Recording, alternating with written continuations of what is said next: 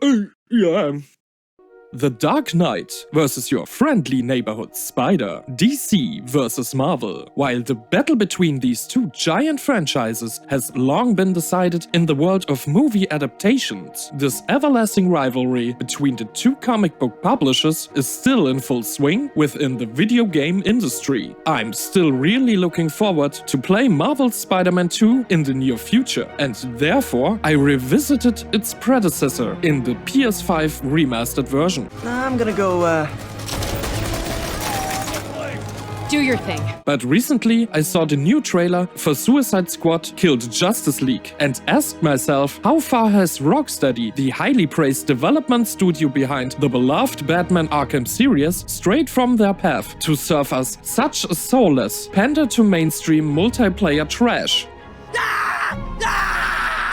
My disgust resulting from this trailer made me ask myself whether after all these years the Arkham games can still live up to their reputation, or if the competition has snatched the scepter of best superhero video game from their hands. So activate your detective mode and come with me on a search for clues, and together we will find out which of the two comic book heroes has the better video game from a today's perspective.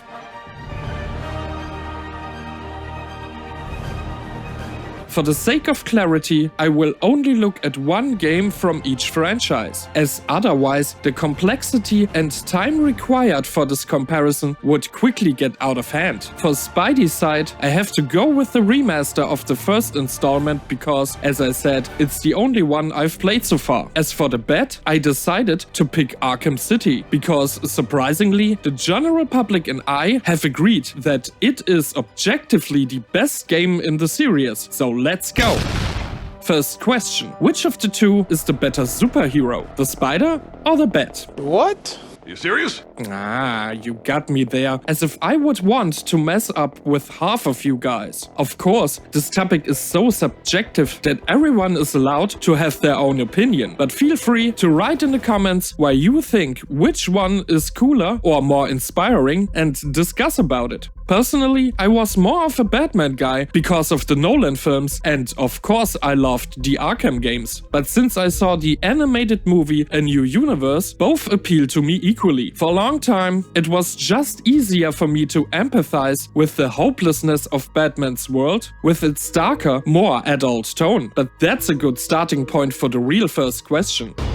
Which game has the better open world? Gotham is a city where you can't trust anyone on the street, and its underworld of organized crime pulls the strings on who really has a say in politics. It is a highly interesting, artistically reimagined fictional version of New York City, while the place where Peter Parker lives is, well, how do I put it? It is just New York. I want to be a part of it. New York, New York. New York's finest. That comes with its pros and cons. It's definitely cool to do a bit of sightseeing. If you have never had the opportunity to visit this metropolis, you can enjoy the many landmarks that the island of Manhattan has to offer. You can spend time visiting Times Square or take a pleasant walk through Central Park. And for me, as a wrestling fan, it was also nice to find the legendary Madison Square Garden. Oh, no.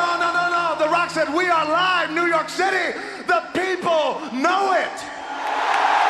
If you compare the map of the game with Google, you can immediately see that Insomniac have not recreated the district exactly how it is in real life. But the degree of fidelity with which the individual locations has been digitally rebuilt is still so high that it is worth stopping by for a closer look. Beyond that, Spider-Man's Manhattan doesn't have much more left to offer. It feels empty and non-interactive.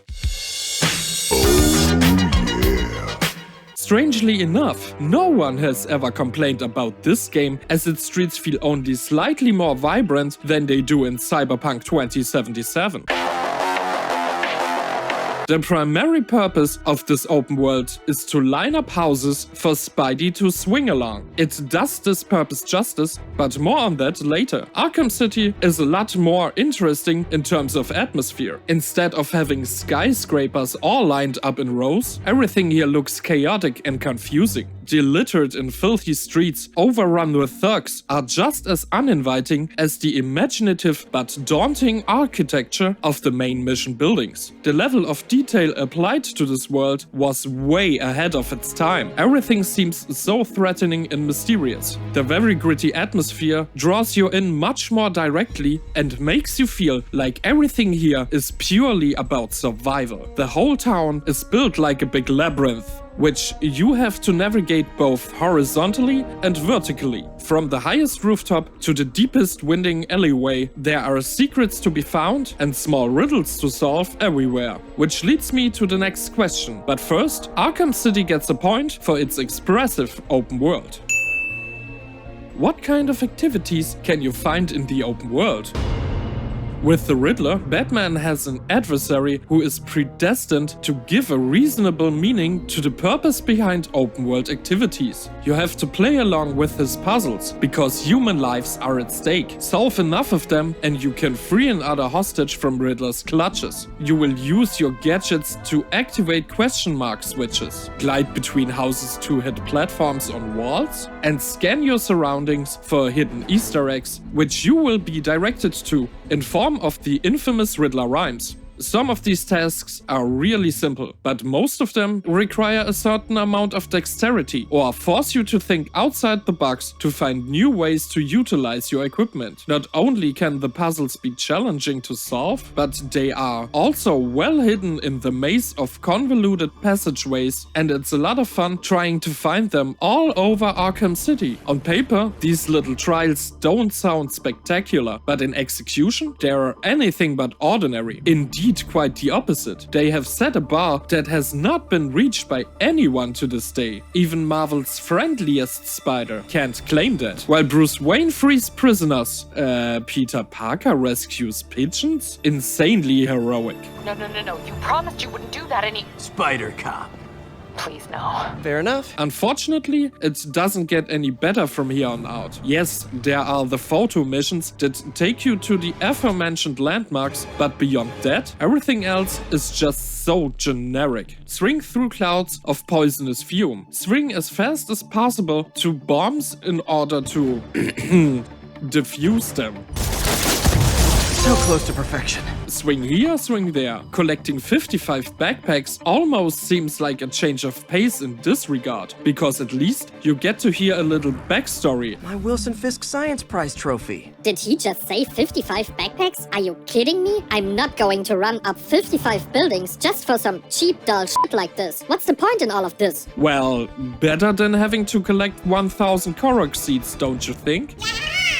Anyway, Insomniac have made every effort to diversify the open world quests in terms of context and presentation. For example, the criminal offenses come in various different variations, but that doesn't change the fact that none of these tasks add any deeper gameplay value. They are just trying to give you a reason to do more of what you've been doing all along.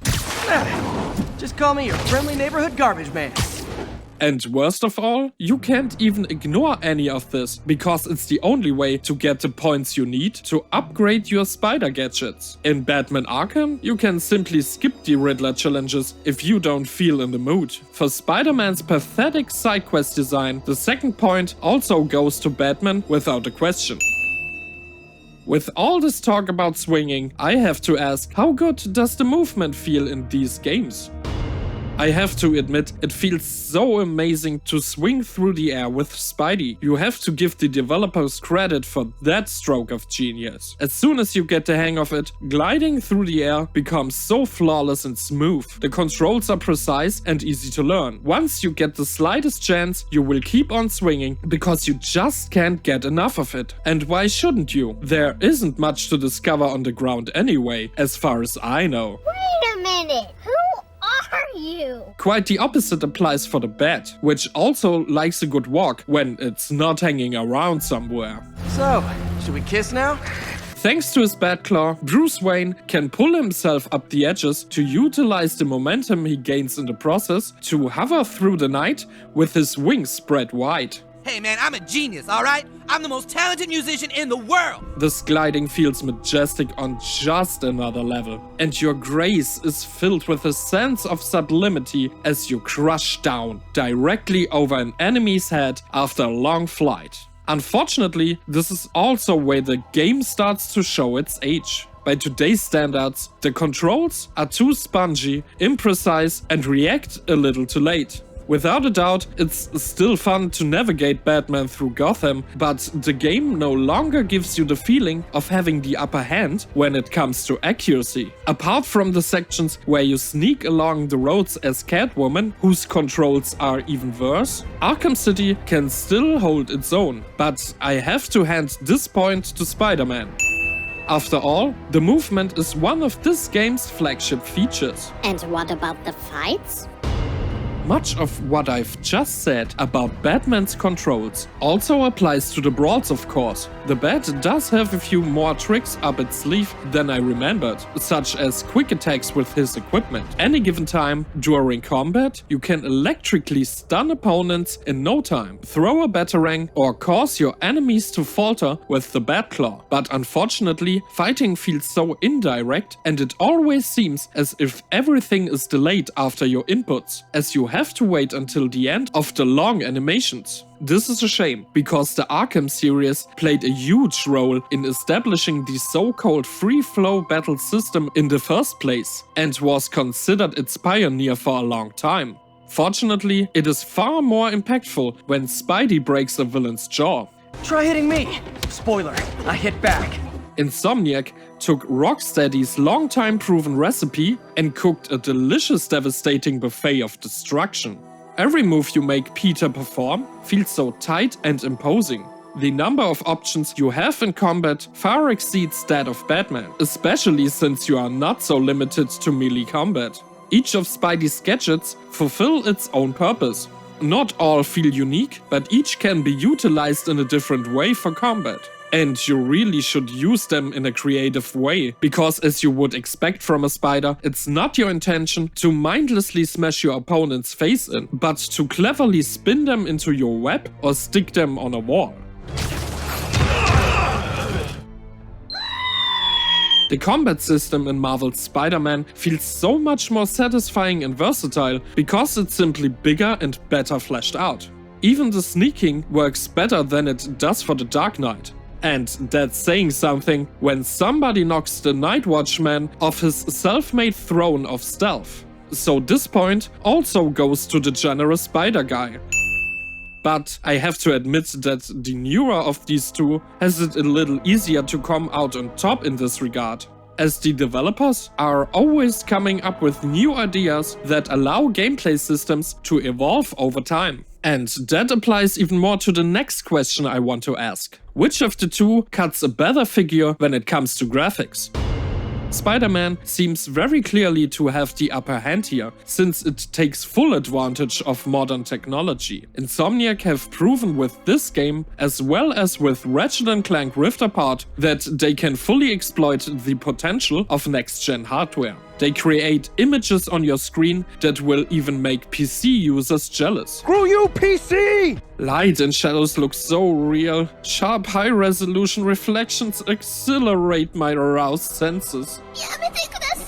You only have to take a look at windows or cars to understand what I mean.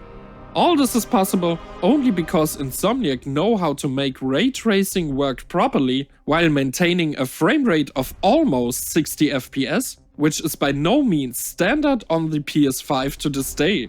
The PS4 remaster version of Arkham City can't keep up with this. And yes, please hate me in the comment section for playing this version. It runs on current consoles and is simply more enhanced than the original. Get over it. So if you ignore the technical shortcomings, Arkham City has a great strength that Spider-Man doesn't have: its artistic direction. Be it the character models or the architecture, every stylistic decision made serves to further ignite the magic of the Batman universe. Every corner and every detail in this world has been captured so authentically that the graphics are not only still beautiful to look at, but more importantly, help you lose yourself in the dense atmosphere. Since the artistic aspect is just as important to the visual experience as the technical side, both games equally deserve this point in my eyes. The same applies to the bonus point I would like to award for the story. Both games tell a light-hearted, moderately exciting story that will keep you hooked throughout the course of the campaign. You have like zero personality, but your suit is awesome. Can we talk design details? While Batman has the more exciting antagonists to offer. In Spider-Man, it's more the warm-heartedness of the protagonists that makes us root for them. Did you just leave your clothes on the kitchen floor?